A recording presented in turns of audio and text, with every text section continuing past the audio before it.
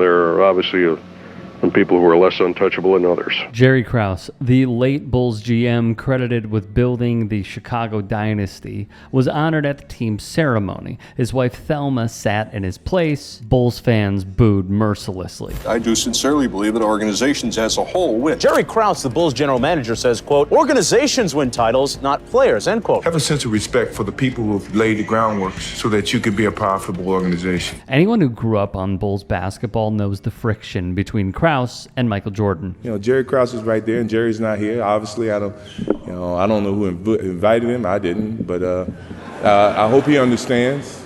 I hope he understands it goes a long way, and he was a very competitive person. I was a very competitive person. He said organization wins championships. I said I didn't see organization playing with the flu in Utah. I didn't see him playing with the bad ankle.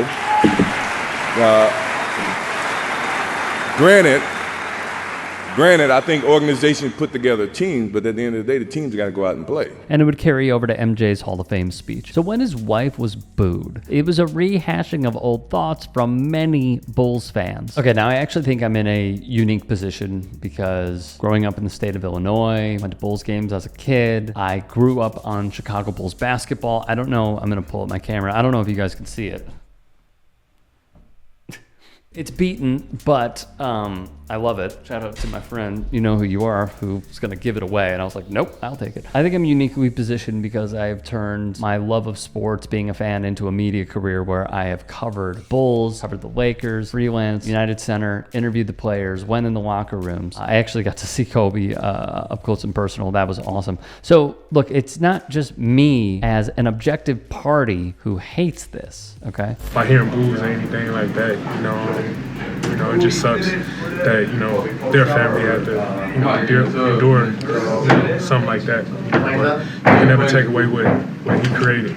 Without Jerry, it wouldn't be, a historic Chicago Bulls history. You gotta give him credit for, as long as basketball is around. It's current Bulls man DeMar DeRozan. I didn't hear it. I was in the locker room, but somebody just told me about it, and it's shameful. It's absolutely shameful. I cannot believe.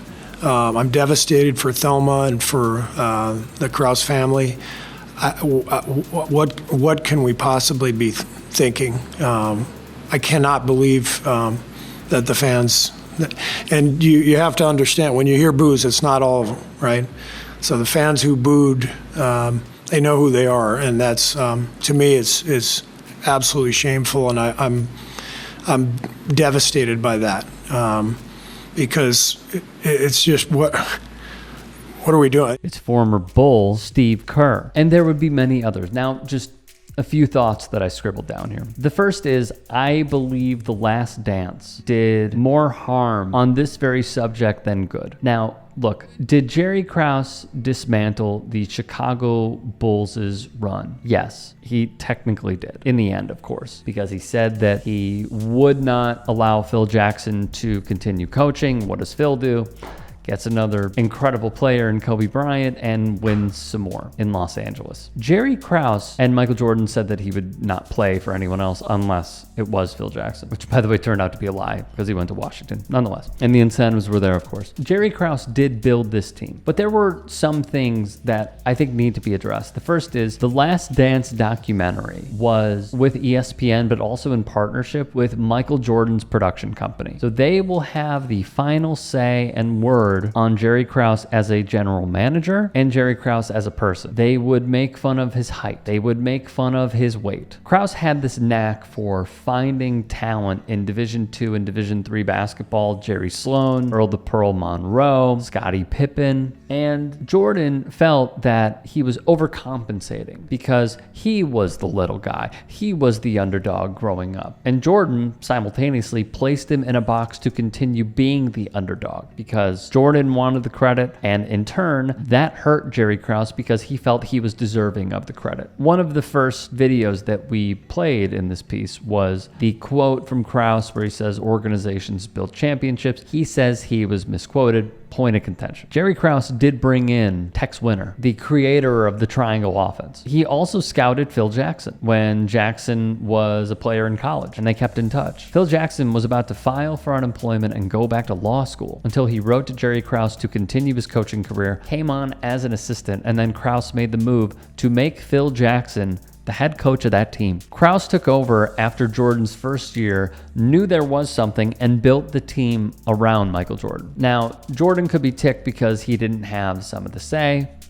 Understood. That is obviously a selling point for stars in the NBA nowadays. But back then, it wasn't totally the thing. And towards the end is where a lot of Bulls fans will have a ton of disdain for Jerry Krause as an executive, and unfortunately carries over to the person. Because what Krause did was say to Phil Jackson, this is it. The team is done. It's over. You get one more year, thus the last dance. And what he did was he hired Tim Floyd. Tim Floyd is up there in the coaching realm of some of the worst hires in Chicago sports history. I mean, Jim Boylan is certainly up there as well, but to take over for the guy and be terrible. Scottie Pippen was going to leave, it appeared, no matter what. And he did. He wanted more money and he took it. How I see this, though, is Bulls fans saying, what if? What if, what if, what if? Because in fairness, as supporters of this team, the fan base was robbed of seeing it till the end. They had their core, although it was aging. A lot of these guys were going to be free agents. Fine. What they wanted was to go down with the ship. That's what they wanted. There is a discussion to be had about the Bulls Ring of Honor ceremony and how Michael Jordan and Scottie Pippen were not there, and how it seems like they can't be in the same room together. That's another video. With the Bulls Ring of Honor ceremony, I was watching it live with my wife, and we were disgusted at what we saw. Couldn't believe it. Because there's a discussion to be had about how they started it with Jerry Krause and the graphic, and then they cut to Thelma Krause. And you can see she is emotional. If our fanship